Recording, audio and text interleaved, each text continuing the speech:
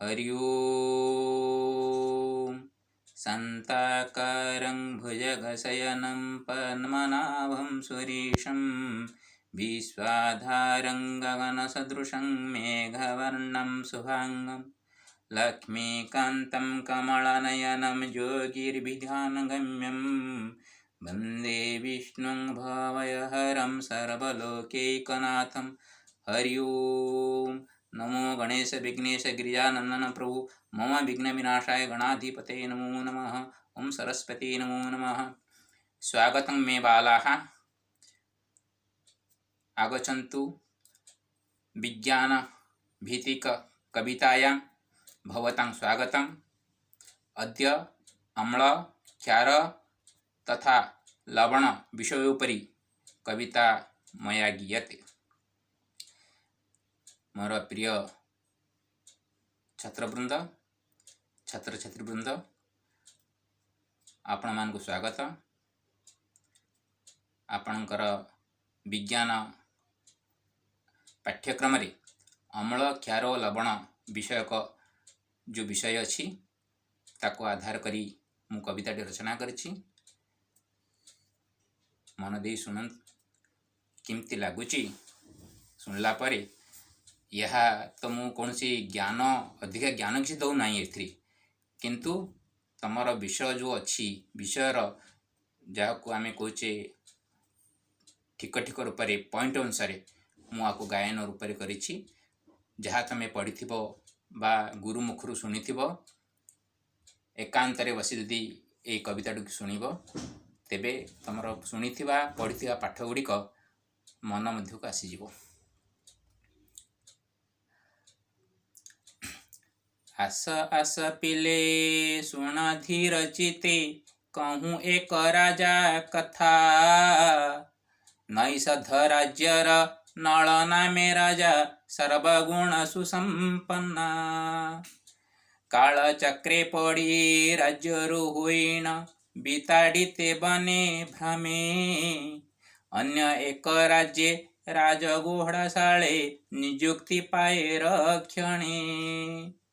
घोड़ा रक्षा कर काहू अबा बेल मुठाए रांधि खाइब।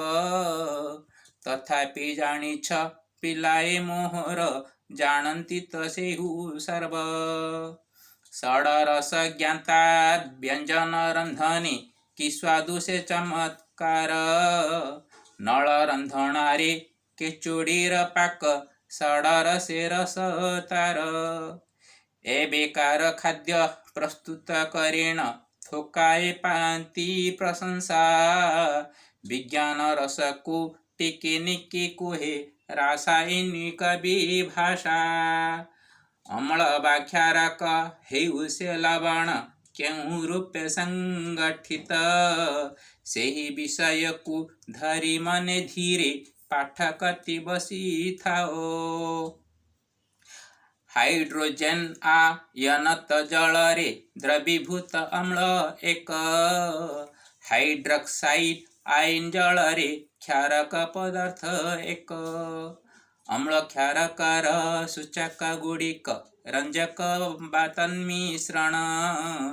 एगुड़िक सबु अम्ल क्षारकर उपस्थितिर लक्षण। अम्ल किंबा धातु क्षारक सहित प्रतिक्रिया जान पिले। अनुरूप से लवण हाइड्रोजन गैस मिले। लवण अंगारा काम्ल ओ जल सृष्टि गोटिए अम्ल सहित। गोटिए धातव कार्बोनेट किंबा हाइड्रोजन कार्बोनेट। अम्ल ओ क्षारक प्रतिक्रिया घटी लवण ओ जलर सृष्टि। ताहाकु पिलाए मने रखी थाओ प्रशमनीकरणटी। जलीय द्रवणे अम्ल क्षारकर विद्युत प्रवाहित हुए। हाइड्रोजन ओ हाइड्रोक्साइड आयन सृष्टि कराए। पीएच स्केल रे अम्ल क्षारकर मपा जाए तीव्रता। चपरिसर यार 0.14 हाइड्रोजन आयन गाढ़ता। गाढ़ अम्ल सह जलर मिश्रण प्रतिक्रिया रूप जान। ताप उत्पादी से प्रतिक्रिया अटे मने रख सबुदिन। अम्ल ओ क्षार परस्पर को से प्रशमित करी जान। अनुरूपे से लवण ओ जल करंती त सृष्टि पुण। प्रशमनीकरणरे एच युक्त ओ एच वियुक्त आयन सहित गठित कराए पिलाए जल अणुर गठन। अम्ल रवियुक्त आयन सहित क्षार युक्त आयन सहित गठित संयुक्त होईन करे लवण गठन। स्फटिक जल से निर्दिष्ट संख्यक संकेत एकक मध्ये लवण र जल अणु को बुझाए बुझिथा एथि मध्ये। दैनंदिन जीव नरे शिल्पोद्योगे लवण र व्यवहार। लवण बिहुने व्यंजन की लागे पाटी को स्वाद बर। जोगी कसिए OCl2 नाम ब्लीचिंग पाउडर। कैल्शियम हाइड्रॉक्साइड बासमित चून क्लोरीन र। खर जल कुत मृदु जल रेहि करिबा परिवर्तन। सोडियम कार्बोनेट यौगिकर व्यवहार हुए जान। pH ह्रास पाई क्षीर हुए खट्टा खाइबा सोडा क्षारीय। खट्टा हुई मध्य छिंडे नाही क्षीर क्षीर बाला जाने थय। खाइबा सोडाटी क्षीर को दही रे डेरी रे त बदलाए। धुइबा सोडाटी जल रखरत्व दूर करे स्थायी रूपे। अग्नि निर्वापक जंत्र रे जानिथ खाइबा सोडार प्रयोग। पाकस्थली रे अत्यधिक अम्ल प्रशमित करे आग।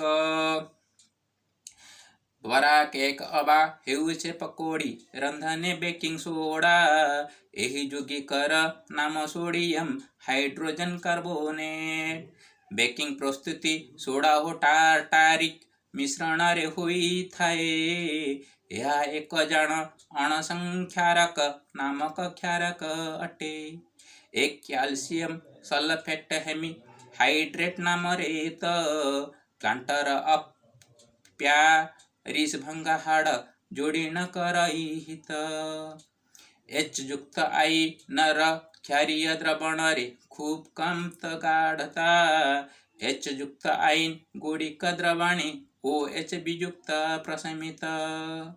पिंपुड़ी का मुड़ा